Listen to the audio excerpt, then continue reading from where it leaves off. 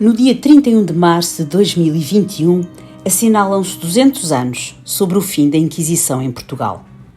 De raiz medieval, o Tribunal Eclesiástico do Santo Ofício foi criado pelo Papa Gregório IX em 1233, com o propósito de perseguir os cátaros e extinguir outras heresias que alastravam em algumas regiões da Europa. Embora em declínio ao longo do século XV, a Inquisição foi remodelada nos reinos de Castela e Aragão no início dos anos 80 para responder ao crescente clima de animosidade contra judeus e muçulmanos expulsos daqueles reinos ibéricos em 1492. Muitos desses judeus procuraram refúgio em Portugal, pagando pesados impostos à coroa, mas criando focos de tensão demográfica e socioeconómica em muitas cidades. Em dezembro de 1496, o rei D. Manuel I, pressionado pela futura mulher, filha dos reis espanhóis, ordenou a expulsão dos judeus, a menos que se convertessem ao cristianismo. O número de conversos voluntários foi de tal modo residual que o rei encerrou todos os portos, à exceção de Lisboa, para impedir a fuga generalizada. Decidiu então batizá-los à força.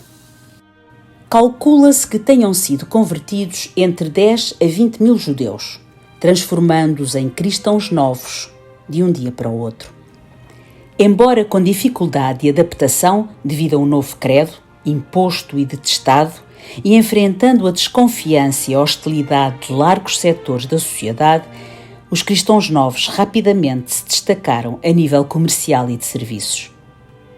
Foi o rastilho que faltava para que um grande número de burgueses, baixo clero e funcionários logo se apressassem em atribuir a culpa de tudo o que estava mal aos judeus, como ocorreu em abril de 1506, à altura em que foram mortos milhares de cristãos novos em Lisboa. O estabelecimento da Inquisição em Portugal tem explicação neste contexto de crescente animosidade para com judeus e cristãos novos. O processo foi complexo e moroso, passando por uma prolongada disputa diplomática entre o Vaticano e os reis Dom Manuel I e Dom João III. Só a 23 de maio de 1536, a coroa conseguiu finalmente instaurar no nosso país a Inquisição. A partir desta data, o rei ficou na posse de um poderosíssimo meio de combate às práticas judaizantes e um eficaz instrumento de controle social. Entre 1571 e a sua extinção em 1821, o Tribunal do Santo Ofício de Lisboa esteve instalado no Palácio dos Estaus, uma hospedaria real mandada construir no século XV pelo infante regente Dom Pedro, no lado norte da Praça do Rossio, para hospedar nobres e comitivas estrangeiras que chegassem à capital.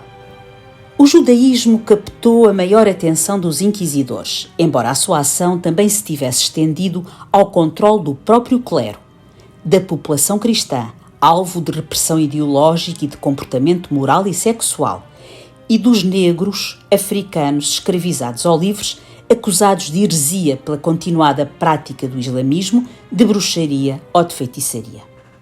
Nestas últimas comunidades, o fabrico e o uso de bolsas de mandinga, amuletos de proteção e poder que circulavam na cidade, eram objeto de desconfiança e perseguição por parte dos inquisidores. A coação e o medo que o tribunal provocava na população justificavam-se pelas táticas utilizadas para a abertura de processos, como a denúncia anónima, o segredo e a ignorância da culpa. Pretendia-se uma confissão espontânea do delito e a denúncia de cúmplices. Por isso, os interrogatórios eram lentos e minuciosos, usando os inquisidores a tortura como forma de apurar a verdade.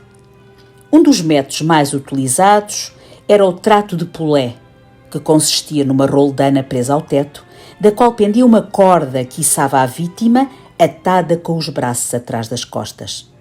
Em intervalos de tempo variáveis, a vítima era solta repentinamente, com paragens bruscas que deslocavam os ombros e provocavam rupturas nas articulações e fraturas nos ossos.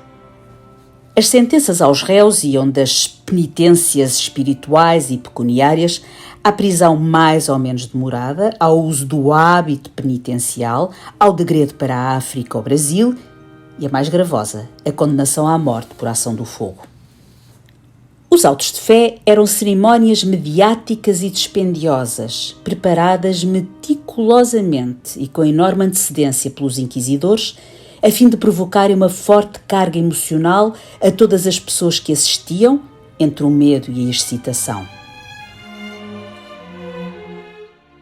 O uso da fogueira para a condenação à morte foi adotado pela Inquisição para punir a memória dos hereges, reduzindo-os a cinzas como forma de evitar o seu culto. Realizados em vários locais, como a Praça do Rocio, o Terreiro do Paço ou o Largo do Chafariz de Dentro, a maioria dos autos de fé passaram a ser privados, efetuando-se no próprio Palácio da Inquisição ou em igrejas, nomeadamente a vizinha Igreja de São Domingos, já que foram os dominicanos que mais apoiaram a Inquisição. No reinado de Dom João V, em Lisboa, realizaram-se 341 autos de fé privados e 28 autos de fé públicos. A organizada máquina burocrática da Inquisição permitiu-lhe manter uma presença forte no terreno, com uma enorme capacidade de intervenção em todo o reino e no Império, sobre as crenças e os comportamentos religiosos das pessoas, envolvendo uma apertada vigilância sobre as comunidades de estrangeiros e um controle sistemático sobre a importação, produção, circulação e posse de livros. Com o tempo, a Inquisição foi-se tornando cada vez mais uma instituição caduca e desajustada ao novo espírito racional do Iluminismo. As leis pombalinas, a que declarou abolida a distinção entre cristãos novos e cristãos velhos e a que equiparou o Santo Ofício aos outros tribunais régios, retirando a censura da sua alçada, fizeram decair a anterior vitalidade.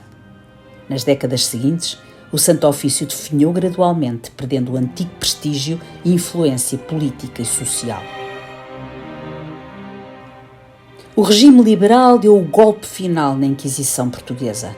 A sua extinção formal foi proposta às Cortes Gerais Extraordinárias e Constituintes, saídas da Revolução de 1820, não tendo suscitado qualquer tipo de oposição. Nos 285 anos de vigência da Inquisição, estima-se que tenham sido instaurados cerca de 45 mil processos e condenadas à morte mais de 2.000 pessoas.